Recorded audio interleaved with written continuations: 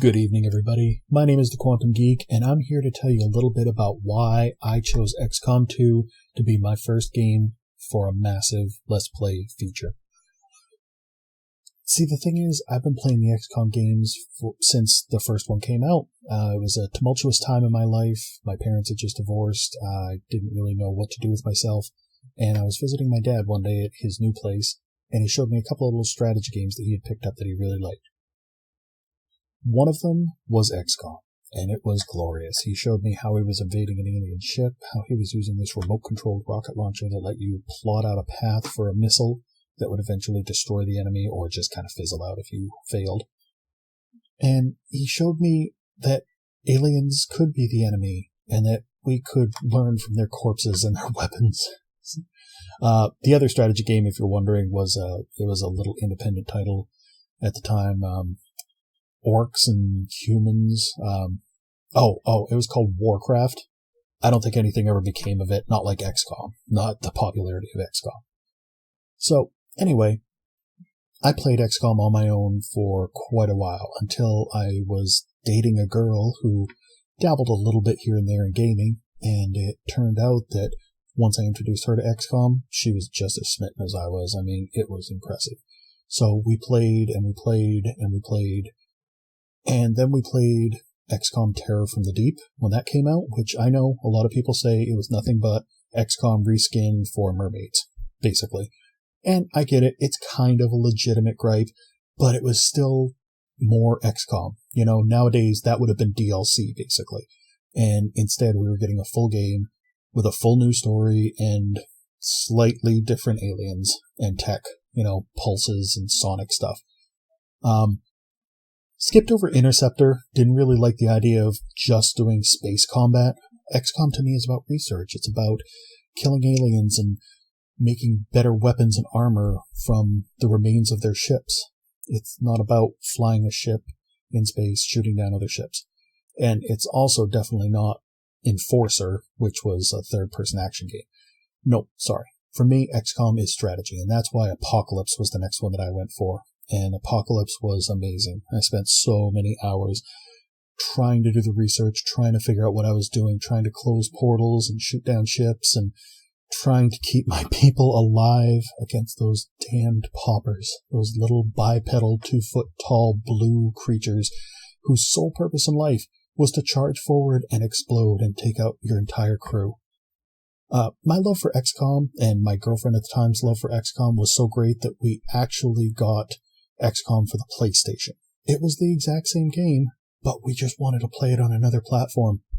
And this was back before there were achievements or trophies. This was just to be able to have two platforms to play XCOM on. And yes, I own a PlayStation mouse. The only time that PlayStation ever created a mouse for their system, and there were only like 2 or 3 games that actually worked with it, and XCOM was one of them. Yep, I've got one, probably still kicking around the house somewhere. So, as many of you know, there was a dark period there where nothing was coming out. There was no new XCOM. The companies that made it went away in their own ways. We got traded to a few spiritual successors. We had the UFO series, UFO Afterlight and Aftershock, and they had 3 games in the series. They tried to do their own thing. They were good games. I'm not saying that they were bad, but they just weren't XCOM, I wanted XCOM. I wanted more of what I loved. So then I find out that Firaxis has the name, and they're gonna make XCOM. Well, of course, I was just thrilled and couldn't wait to get my hands on the game, but as we started getting closer, they started showing off gameplay, and it just wasn't XCOM. This was still turn-based, like it should be, but people got 2 movements. It wasn't based on action points. You didn't have all these different stats that you had to try to manage and make better for your people. I just wasn't having any of it.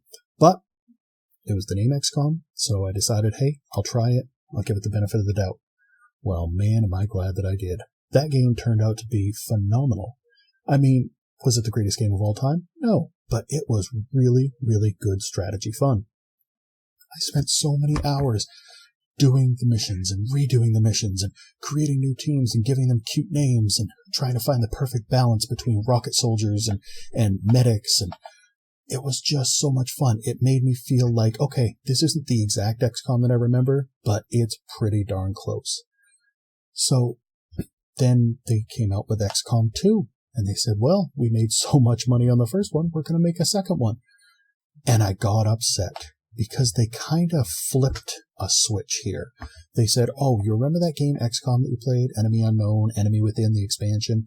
You remember how you got up to the end of that game and you won, you drove the aliens back and the Earth was saved? Well, that didn't happen. We changed our minds, and instead, you didn't really win, the aliens took over, and here's XCOM 2 where you now have to kick them off Earth. Well, being the continuity nerd that I am, that bothered me.